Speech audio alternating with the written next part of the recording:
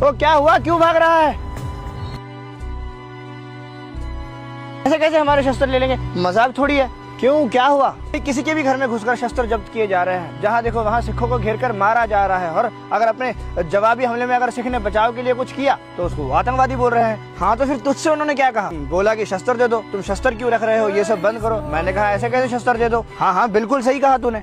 पर भाई अब हद पार हो रही है। पहले हजूर साहब, फिर पुणे, फिर उस ट्रक वाले सिंह को घेर कर मारने की कोशिश की। उत्तराखंड में जानलेवा हमले किए गए, और वो फॉरेन वाले केस का तो अलग ही चल रहा है। हाँ भाई, वो भी वहाँ के लोगों ने तो सिंह के घर पर हमला सा कर दिया, पत्थर मारने लगे और बोला कि इनकी कृपाएं बैन करवा दो, ये वो। हाँ, तो इनसे पूछो ना कि जब एक सिख लड़की का उन्हीं के देश में रेप हो गया था, तब इनका यह जोश कहाँ पर था? और तुझे पता है उन्हीं दिनों में एक दूसरे बंदे ने किसी और का मर्डर किया था, पर ना उसकी बात इन्होंने नॉर्मल न्यूज में की, ना इंटरनेशनल न्यूज में की। लेकिन अगर वो कोई सिख करता तो आज एक बहुत बड़ा इंटरनेशनल न्यूज बन जाता। हाँ, वही तो मैं बोल रहा हूँ। उन ड्रग्स वाले क्लिप्स को देख ले, उत्तराखंड वाले केस के क्लिप्स को देख ले। ऐसे काट कर वायरल किया जा रहा है जैसे कि हम लोग पागल हो चुके हैं और एवं तलवार निकाल कर किसी को भी मारे जा रहे हैं। भाई ये एक सोची समझी साजिश है आम लोगों में और सिखों के बीच में तकरार डालने की, और वो तकरार साफ साफ दिख रही है। तूने वो न्यूज को देखा जहाँ पर उत्तराखंड वाला एक बंदा बोल रहा है कि इनके तलवारें लाना बंद कर दो, इनकी यात्रा ही बंद करवा दो। पर भाई अब इन्हें कौन समझाए कि जिन तलवारों से इन्हें आज प्रॉब्लम हो रही है, उन्हीं तलवारों की वजह से आज ये अपने मंदिरों में जय श्री राम जय श्री कृष्णा बोल पा रहे हैं। अगर 6वें पातशाह जी जंग नहीं करते, श्री गुरु गोबिंद सिंह जी महाराज जंग नहीं करते, अमर छकाकर खालसा पंथ नहीं तैयार करते,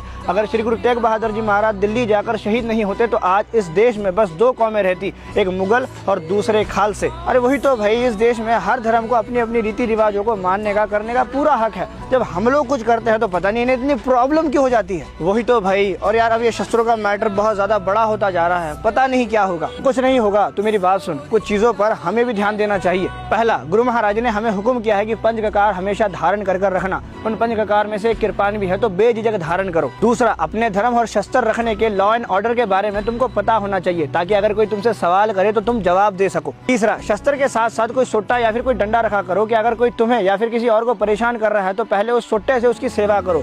कृपाण काटना आखिरी हुक्म होता है। चौथा, शस्त्र रखने से पहले शस्त्र विद्या के बारे में सीखो। और पांचवा, कुछ चंद पैसों के लिए किसी को भी शस्त्र बेचना बंद करो, पलटवार हम पर ही होगा। और छेवा, सैफ सरोही सह हथी यह हमारे पीर, बस बोलने के लिए नहीं है, वो तुम्हारे सच में पीर है। तो उनकी सेवा करो, उनकी साफ सफाई करो, उनकी पूजा करो। सबसे जरूरी पॉइंट, अगर हमें कुछ भी करना होगा तो सबसे पहले हमें एक होना होगा, क्योंकि ये बात अब किसी इंसान पर नहीं पंथ पर आ रही है। इसलिए सबसे जरूरी है आपसी प्यार बढ़ाना। तू खुद बोल, हमने अपनी आंखों से कितने सिख भाइयों को एक दूसरे पर जानलेवा हमला करते हुए देखा है। हाँ यार, सही कहा।